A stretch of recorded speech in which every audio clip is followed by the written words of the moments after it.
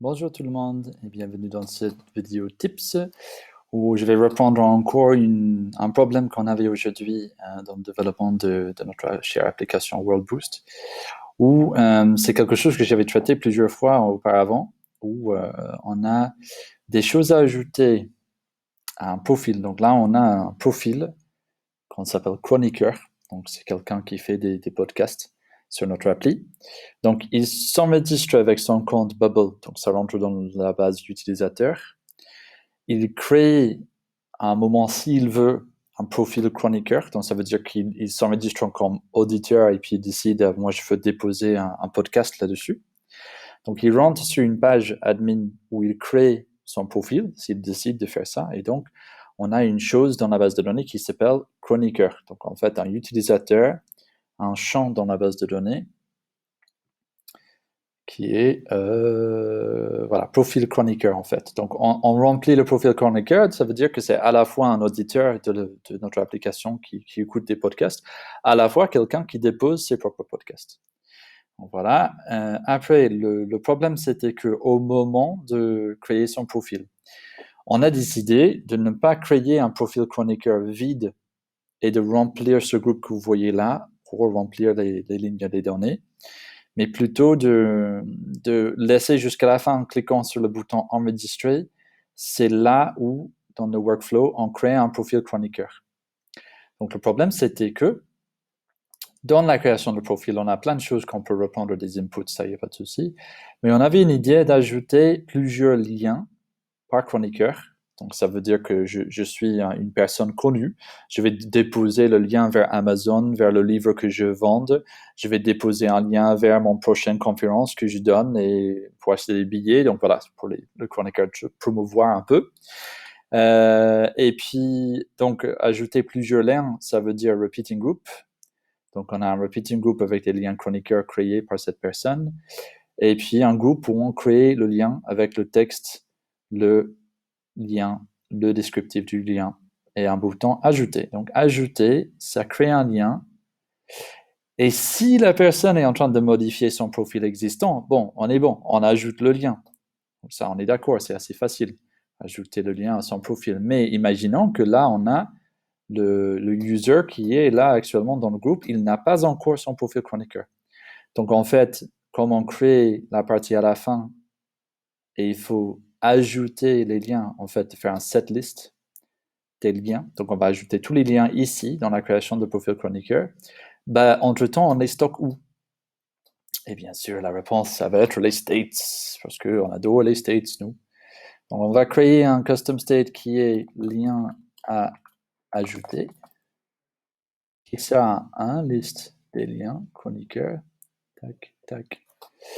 Et donc, là maintenant, quand je crée un lien, je vais avoir l'option de dire, si la personne a déjà son profil, c'est bon.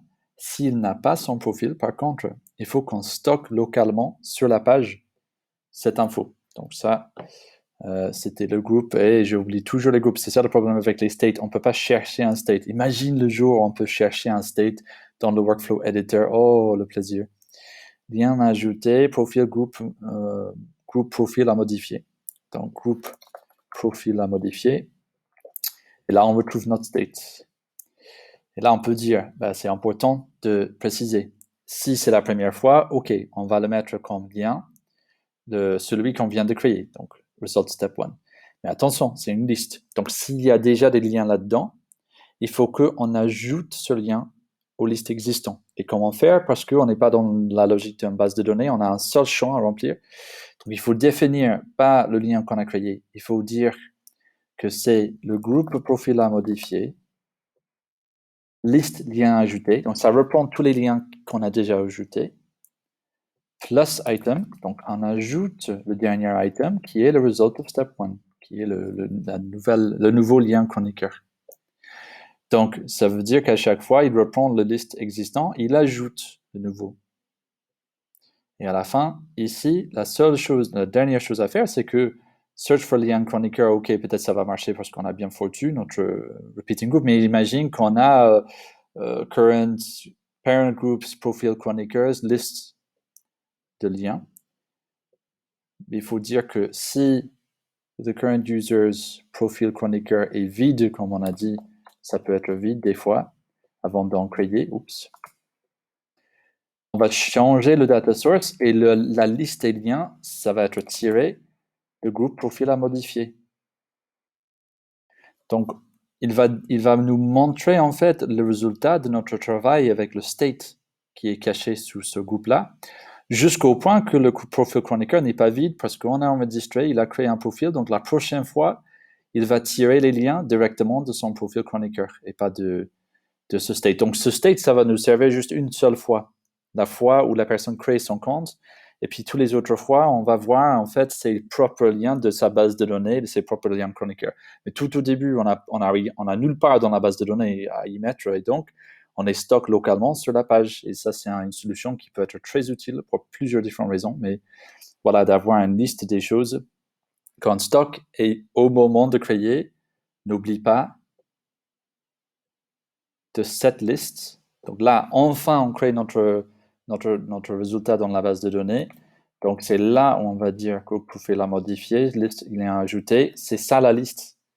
On va set list. Donc ça va devenir la liste des liens. Et puis la prochaine fois qu'il revient, il va juste ajouter à la base de données, ajouter à ce champ. Il n'y a pas de souci. On ne va jamais plus utiliser le state. C'est vraiment juste pour la première fois.